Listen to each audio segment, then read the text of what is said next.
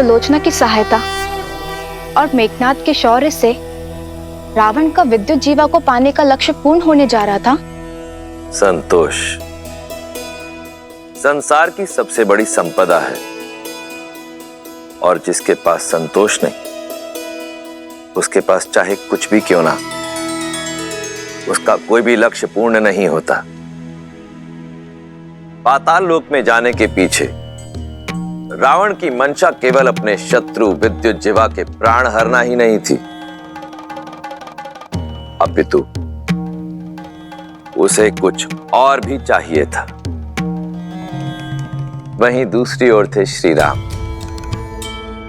जिन्हें इस बात का संतोष था कि उन्होंने अपने पिता दशरथ और रघुकुल की मर्यादा का मान रखा। जहां रावण सब कुछ पाने की इच्छा से अधर्म के मार्ग की ओर बढ़ रहा था, वहीं श्री राम सब कुछ त्याग कर धर्म के मार्ग की ओर बढ़ रहे थे।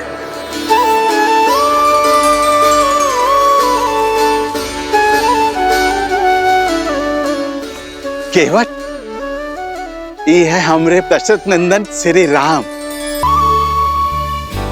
इको गंगा पार कराने का दायित्व अब तुम्हारा है।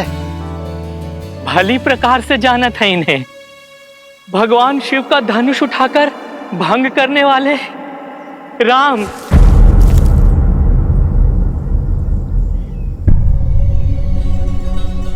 ये क्या अनर्थ कर रहे हैं आप केवट भैया? अपने जीवन में अर्थ भर रहे हैं प्रभु। आपने अपने पिता के वचन का मान रखने के लिए वनवास ले लिया। ऐसे पुत्र का चरण स्पर्श करना तो पुण्य का काम है प्रभु। नहीं केवट भैया, मैं आपको चरण स्पर्श की अनुमति नहीं दे सकता। काहे प्रभु? आपके चरण स्पर्श काहे नहीं कर सकते हैं? हम छोटे कुल के हैं, इसलिए।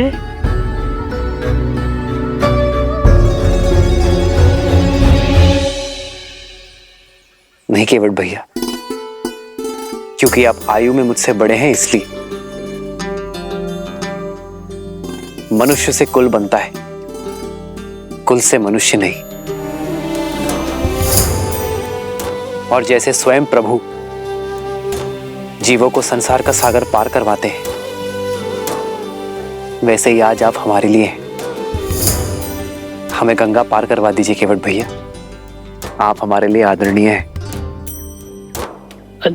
लेकिन फिर भी आपका चरण पखारे बिना हम आपको अपनी नैया में नहीं बैठाएंगे। केवट भैया, भैया कह रहे हैं ना कि वो आपसे चरण स्पर्श नहीं करवा सकते, फिर आप। नहीं भैया नहीं, हम प्रभु के बिना पग पखारे अपनी नैया में नहीं बैठाएंगे बस। ये हट का कोनो कारण तो होगा केवट? अरे बहुत ही बड़ा कारण है निषाद राज। इनके चरणों की धूल में माया है, माया। पाथर की मूरत को पांव की धूल लगी तो वो स्त्री बन बैठी। अरे कहीं हमारी नैया भी स्त्री बन बैठी तो? केवट भैया, मैं भी आप ही की तरह एक साधारण मनुष्य हूं। हमें ये गंगा पार करवा दीजिए। मैं वचन देता हूं आपकी नाव को कुछ नहीं होगा।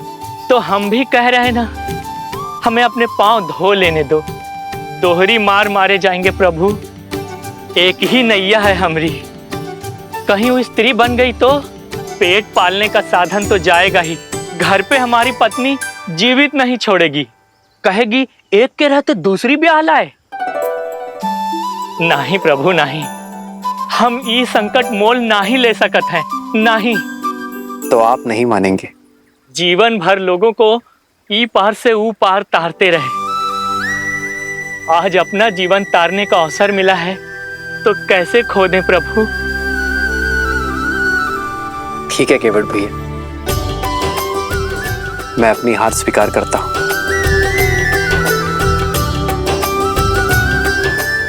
आइए प्रभु, आइए।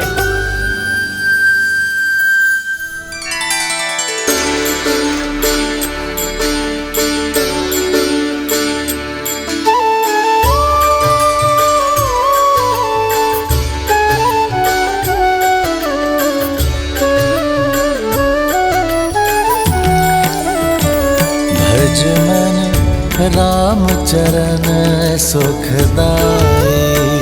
भज मन राम चरण सुखदाई। भज मन राम चरण सुखदाई। भज मन राम चरण सुखदाई। भज मन राम चरण सुखदाई। भज मन राम चरण सुखदाई।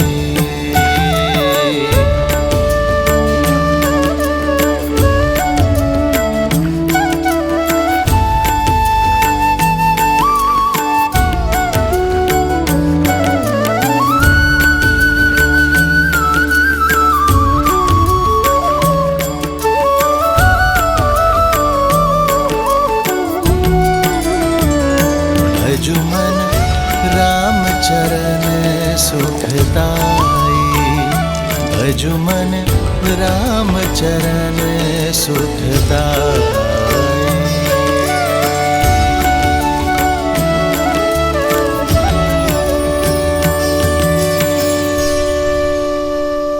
लीजिए प्रभु, आपकी गंगा धारा पार हो गई और आपकी सेवा करके हमारी जीवन धारा भी। आपकी सहायता के लिए बहुत बहुत धन्यवाद केवट भैया। इसे स्वीकार कीजिए। नहीं प्रभु नहीं, हम ही नहीं ले सकते हैं। लेना तो होगा केवट भैया।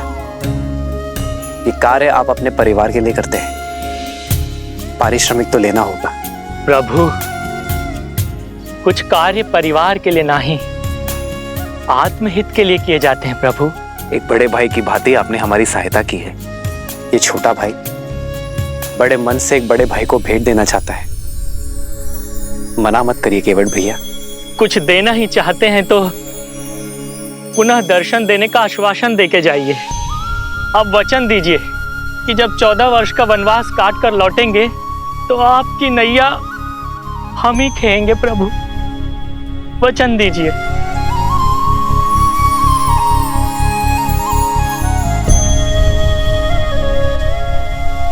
महादेव ने चाहा तो यही होगा।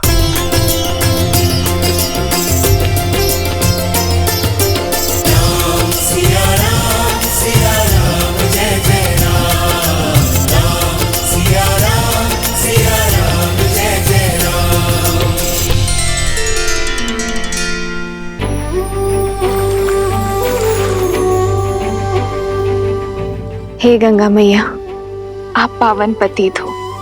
हमें इतनी शक्ति और आशीष देना कि हम अपने धर्म मार्ग से कभी पतित ना हो। हमारा मार्ग और हमारा लक्ष्य सदा पावन रहे।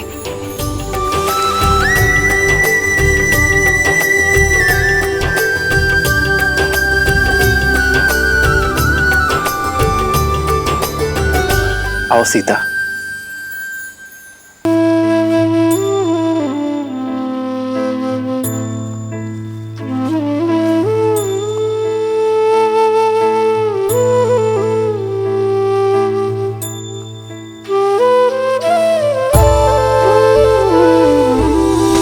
वन उपवन का भ्रमण कराते, गंगा का जल पान कराते। नियति कैसी सीते। कैसी विपदा लाई। नियति कैसी विपदा लाई। राम सिया राम, सिया राम जय जय राम। राम सिया राम, सिया राम, सिया राम जय जय राम। राम सिया राम, सिया राम जय जय राम। राम सिया राम, सिया राम जय जय राम। राम सिया राम, सिया राम जय जय राम। हो राम सियावन पग पग फिरते, लक्ष्मण हर क्षण सेवा करते। कष्टन सहते कष्टन सहते श्री रघुराई, कष्टन सहते श्री रघुराई।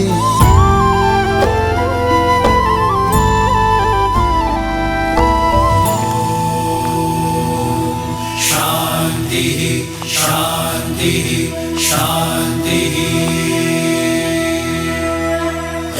शांति अंतरिक्ष शांति, पृथ्वी शांति प्रणाम। आप लोग कौन हैं? महाराज दशरथ का पुत्र राम। कुमार राम? नहीं, सन्यासी राम। ऋषि भारद्वाज की दर्शन अभिलाषा से आया हूं। स्वाहा। कीजिए गुरुदेव, कुमार राम आए हैं।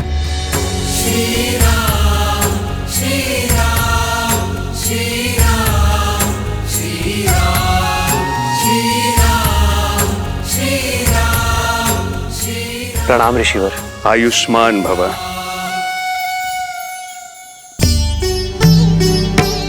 आपकी ही प्रतीक्षा थी दशरथ नंदन।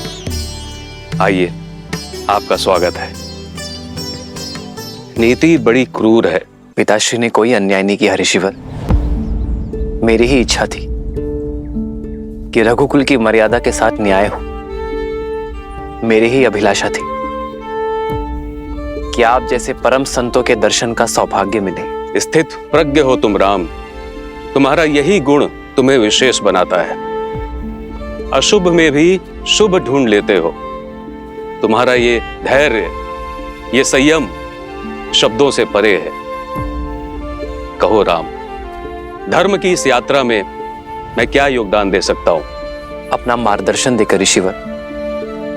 आप वन वनस्पति और वन जीवन के ज्ञाता हैं। हमें एक ऐसा स्थान बताइए जहां हम 14 वर्षों का वनवास काट सके। कहीं और क्यों जाना राम? चाहो तो 14 वर्ष का वनवास यहां बिता सकते हो। इस कृपा के लिए आभार, किंतु आपकी सेवा करने का सुअवसर मेरे भाग्य में नहीं है। ऐसा क्यों राम? प्रयाग की ये पावन धरा तो सोए भाग्य को भी खोल देती है। निसंदेह ये स्थान अलौकिक है, पावन है, किंतु अयोध्या के निकट है। यदि अयोध्या वासियों को हमारे यहां रहने की भनक लग जाए तो वो हमसे मिले बिना नहीं रह पाएंगे ऋषिवर, और इससे आपके आश्रम की शांति भी भंग होगी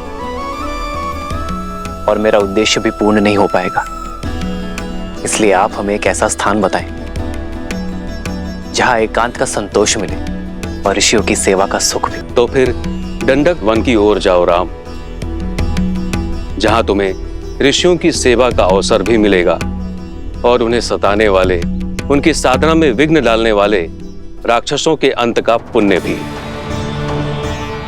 जिस प्रकार तुमने वन को ताड़का के आतंक से मुक्त किया, वैसे ही दंडक आरण्य का भी उद्धार करो। मैं अभी तुम्हारे लिए मानचित्र बना देता हूं।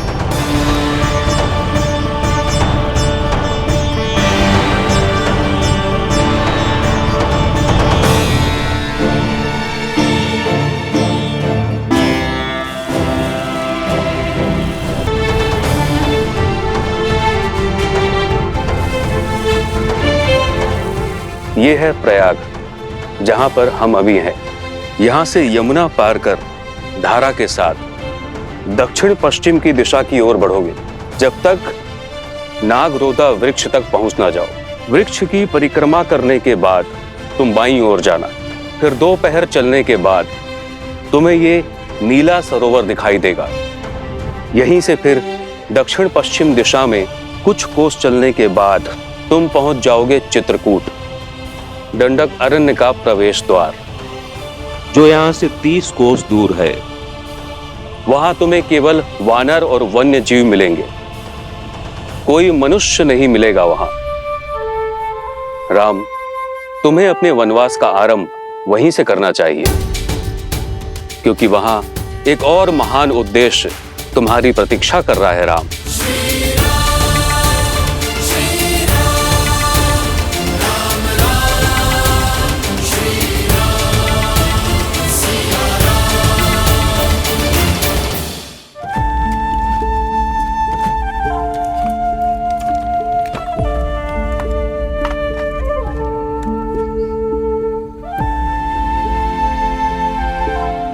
नौका तैयार है श्री राम। पिता को संतान से और राजा को अपनी प्रजा से दूर नहीं होना चाहिए। जाइए निषाद राज, आपकी संतान, आपकी प्रजा आपकी प्रतीक्षा कर रही है। हमारा साथ यही तक था। ऐसा ना कहिए, ये वन जितना सुंदर दिखत है उतना ही जटिल और घातक है। हम यहाँ पले बड़े हैं, हमको आपका मार्गदर्शन करने की अनुमति दीजिए। हमसे यही सुख ना ही छीनिए श्री राम।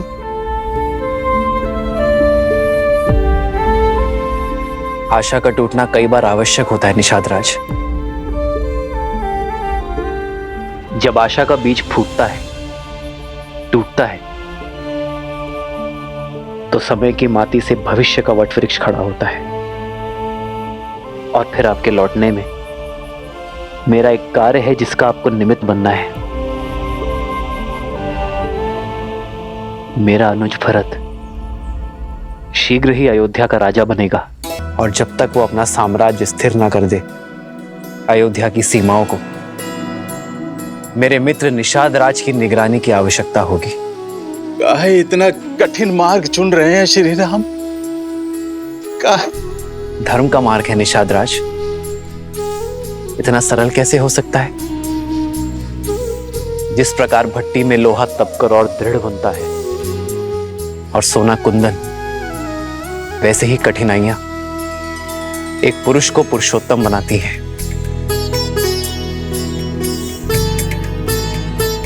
जाइए, अपना धर्म निभाइए, अपनी प्रजा की सेवा कीजिए। और हां, हमारे मार्ग के बारे में किसी से कुछ मत कहिएगा, किसी को हमारे पीछे मत आने दीजिएगा। जैसी आज्ञा श्री राम। ये गुहा ना कोनो को आपके समीप आने देगा और ना आपकी अयोध्या के अपने प्राण देकर भी अपना वचन निभाएगा।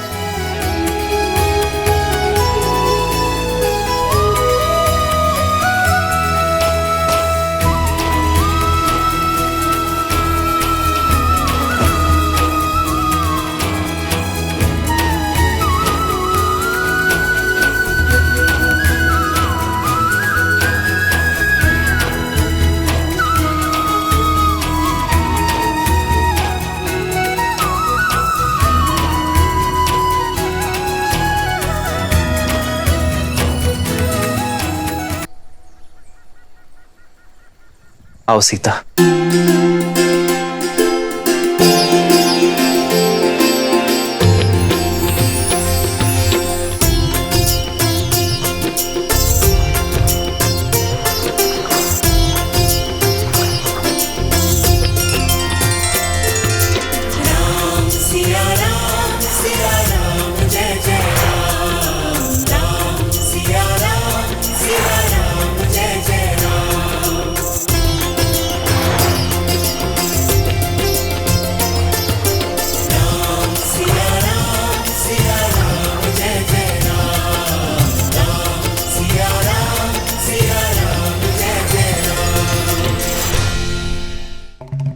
महादेव, ऋषि भारद्वाज किस उद्देश्य की बात कर रहे थे?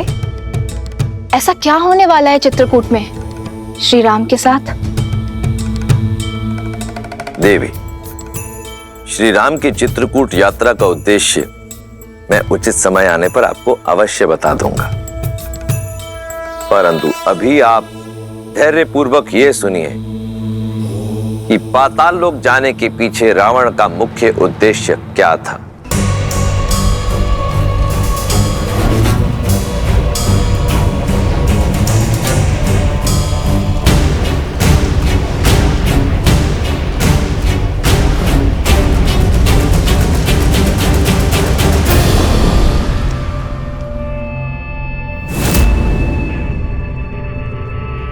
हम दक्षिण की तरफ से आक्रमण करेंगे।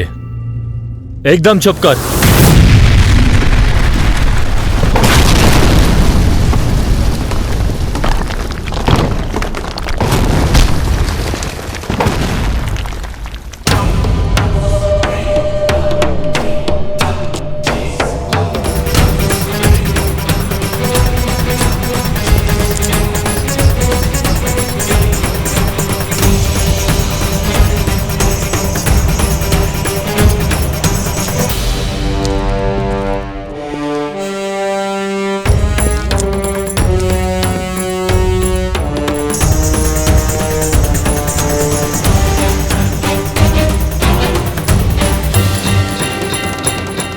लंका का स्वर्ण सपना देखने का समय समाप्त हुआ।